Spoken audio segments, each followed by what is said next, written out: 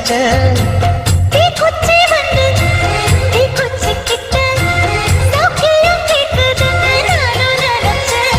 உன் கண்ண குழி முத்தம் வச்ச என்ன நினைச்ச? என் பேராச நூறாச கேட்கையை அடித்த மல்லி நீ என்ன நினைச்சடி? 6 கட்டிலுக்கும் 5 தொட்டிலுக்கும் சொல்ல நினைச்சேன், நான் சொல்ல நினைச்சேன்.